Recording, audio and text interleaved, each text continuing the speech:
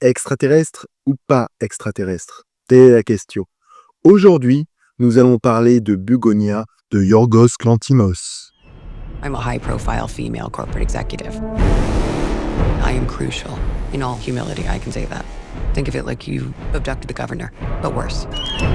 There is no possible scenario where you benefit from this incident.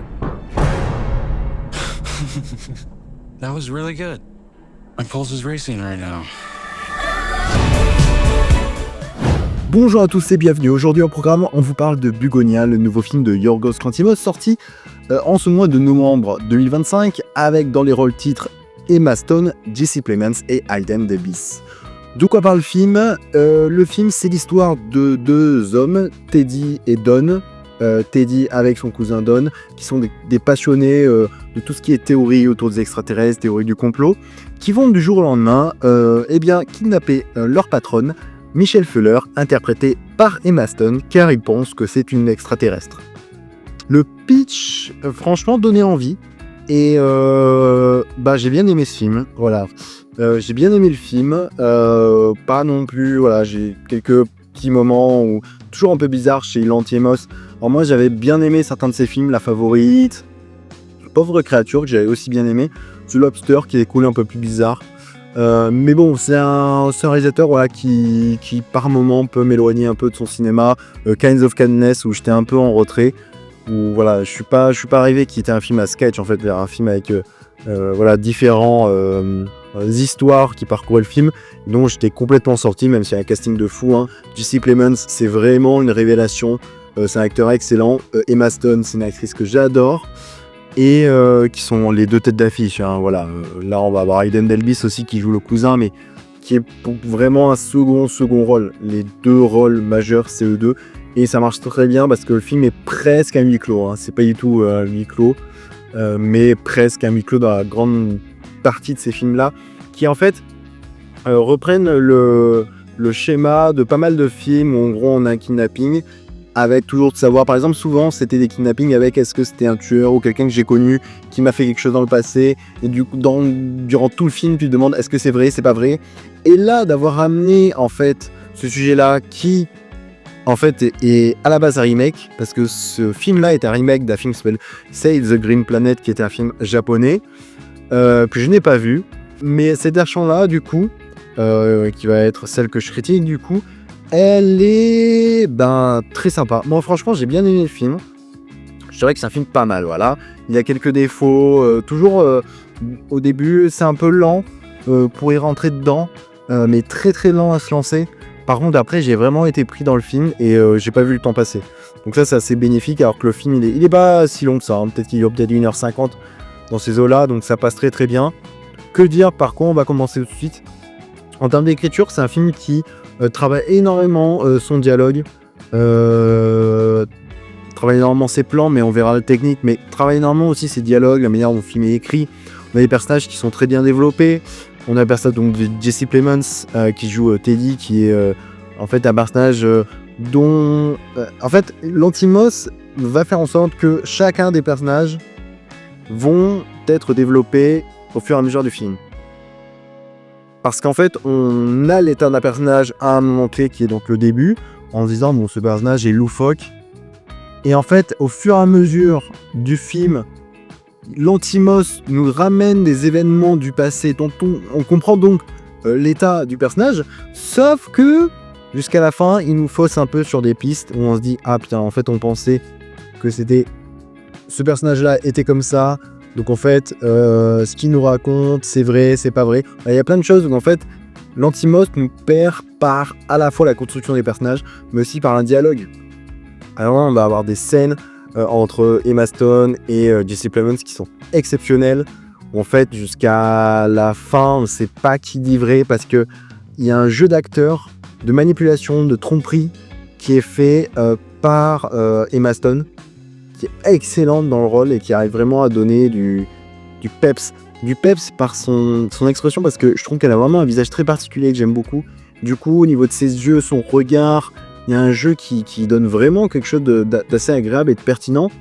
Et à la fois, on a un dialogue très ciselé, des choses très précises aussi. C'est très drôle parce que En fait, ce qui me faisait peur, c'est que le film prenait un peu cette caricature en gros, d'être du côté... il y avait un discours très écologiste radical, et en fait, le film est plus intéressant que ça à la fin. Et donc, c'est chose qui m'a plu, parce que sinon, moi, j'en pouvais plus à la fin qu'on ne sorte que ça pendant 20 ans. Il y avait un peu les... Et en fait, j'ai cru que le film allait tourner sur... Je pense que c'est ce que le réalisateur veut transmettre, je pense son idéologie, mais... comment dire, j'ai apprécié le film parce que vraiment, il me fout pas ça à 3 heures dans la gueule, et en fait, il desserve aussi un peu son propre propos. Donc en essayant de faire un peu un truc nuancé, d'intellect. Donc c'était assez particulier, et franchement, c'était assez pertinent aussi, mais je trouvais que la façon dont c'était amené, c'était très particulier. Donc Jesse Plemons, qui est à l'inverse de Emma Stone, qui est en fait une chef d'entreprise, et dans tout le film, il y a cette confrontation en gros entre le militant et la chef d'entreprise. Et je trouve que c'est intéressant parce que du coup, la manière dont ils vont amener les choses, vont argumenter. C'est un film qui travaille la rhétorique, et je pense qu'il y a une réflexion autour de ça, sur la rhétorique. Parce que en fait, il y a des questions qui vont entrer en jeu sur la planète, la manière dont les gens se comportent, qui a un peu une façade et qui permettent d'être un arrière-plan au vrai film, et ce que veut cibler pour moi Lanthimos dans ce film-là. Ensuite, on a le cousin Don, qui est joué par Yann Elbis, qui est pour mon rôle, mais qui vraiment en fait pas énormément, qui est en fait un peu réservé, très particulier, qui suit son cousin plutôt, désolé. Et donc vraiment, on a ces deux personnages qui sont complètement différents, avec donc Jesse Plemons qui est le leader du groupe, mais qui se retrouve en fait face à un autre leader qui est Emma Stone. Et je trouve que ça marche extrêmement bien comment Lanthimos arrive à faire cette rencontre, cette confrontation. Ce qui est différent, c'est qu'en gros, nous on va suivre avant l'enlèvement, en gros, plus de ce qu'est Jesse Plemons. En fait, Emma Stone, elle va être introduite directement dans l'histoire, parce qu'on va rien connaître d'elle avant d'être introduit dans l'histoire. Donc avoir cette confrontation, ce qui est aussi une idée intéressante, parce qu'en fait, pendant une grosse partie du film, on va voir une façade. On va pas l'entendre parler, on va voir des images d'elle, sans en dire plus. Et du coup, on va juste comprendre que c'est une femme d'affaires qui est là pour réussir, mais on n'a pas plus, donc c'est intéressant aussi. En termes techniques, on est sur donc un format un peu plus court sur les côtés. On va avoir quelque chose avec quand même aussi la largeur, mais ça permet de donner un étau au personnage et d'offrir un cadre aussi particulier qu'on voit très peu au cinéma. Beaucoup de plans posés, des plans ensemble sur des longs champs avec des abeilles. Il y a cette idée aussi d'abeilles qui revient dans le film, mais bon, quand vous comprenez le titre après avoir vu la totalité du film, vous comprenez pourquoi Bugonia, abeille. J'en dis pas plus. On travaille aussi beaucoup de plans qui sont rapprochés sur les visages des personnages, comme je le disais juste précédemment avec les acteurs. C'est-à-dire qu'on va vraiment zoomer sur le visage d'Emma Stone ou de Jesse Plemons, de notre personnage, pour vraiment donner quelque chose de très palpable à la scène. En fait, on va ressentir beaucoup plus les émotions que sur d'autres films. Les émotions de Jesse Plemons, qui par exemple va être stressé, ou d'Emma Stone aussi, parce qu'en fait on se demande, d'un côté on voit un personnage qui stresse parce qu'on sait pas ce que l'autre va pouvoir faire en face, surtout quand on est la victime et celle qui est prisonnière. Et Jesse Plemons, à la fois avec ses cadres très rapprochés, on comprend aussi les doutes qu'il peut avoir, est-ce qu'il a bien fait, ça c'est aussi intéressant. Et les autres personnages qui sont autour de lui, on va avoir quelques personnages qui vont être introduits dans le film et qui vont jouer des rôles en plus assez intéressants, qui sont vraiment des seconds rôles, mais qui vont vraiment donner de l'impact au film. On va avoir ce personnage du flic en gros, qui est un ancien babysitter, qui avait en fait babysité le personnage de Jesse Plemons quand il était enfant. Et en fait on comprend c'est pas dit clairement, mais il y a peut-être eu des abus ou des choses sur Jesse Plemons. Et donc nous, en soi, on peut se dire que on peut comprendre pourquoi Jesse Plemons est dans cet état-là, pourquoi il travaille sur cette question de la théorie, des extraterrestres, peut-être pour s'échapper de ce qu'il est sur Terre, quoi. Il a toute cette idée de vouloir explorer d'autres univers. Alors, donc ça, c'était intéressant. non, vraiment en termes techniques, on est sur quelque chose de vraiment très posé, des scènes toujours chez Lantimos, hein, pas de fisheye ou des qui avait pu avoir chez Pauvre Créature par exemple, mais on a vraiment des plans très posés où on voit vraiment les dialogues des personnages toujours se lancer entre eux, si je puis dire ça, c'est-à-dire que on va avoir des plans. Chez Lantimos, en fait, le rythme est très particulier, c'est-à-dire qu'on a des plans très classiques, par exemple avec une discussion, avec un blanc, parce qu'il y a aussi le travail des silences, et d'un coup, le déchaînement et la violence qui arrivent sans qu'on le veuille. Il y a des scènes, par exemple, de très très grande violence, avec vraiment une plasticité très morbide, où en fait on se dit d'un coup, ah ok, on change d'univers et on est complètement dans une autre phase.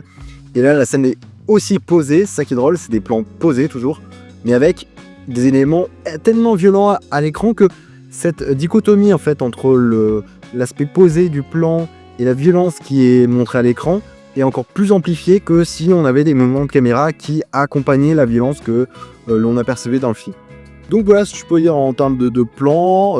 Comme j'ai évoqué vraiment les thématiques, mais c'est un film qui est intéressant parce que à la base, voilà, j'étais parti comme ça sans vraiment... genre je savais ce que j'allais regarder. Et je pense que quelqu'un qui connaît pas le cinéma de Lantimos va peut-être se dire ok, sur quoi je suis tombé. Ça commence sur un thriller très bizarre. Mais voilà, je veux dire, moi c'est un film qui vraiment j'ai eu une belle surprise. C'est un film pas mal, hein, et j'ai quelques petites choses à redire, plus sur la lenteur des fois de certaines scènes. En fait, le film met du temps à s'installer et où je me suis dit où est-ce que ça va en venir. Après, quand ça se lance, franchement, j'ai passé ça et le film s'est regardé vraiment facilement. Jusqu'à la fin où j'ai été surpris. Donc ça, c'est aussi bénéfique. Voilà, comme je disais, au niveau thématique, il n'en fait ni trop ni pas trop sur tout ce qui est les questions. Il n'y a même pas de... Je trouve que le film n'est même pas trop en avance, disait de questions de classe sociale, en fait, qui est très très redondant et qu'on retrouve dans beaucoup de films, mais qui n'apporte pas grand-chose. Là, franchement, c'est pas vraiment trop appuyé, donc ça, j'ai aimé aussi. Et l'idée de...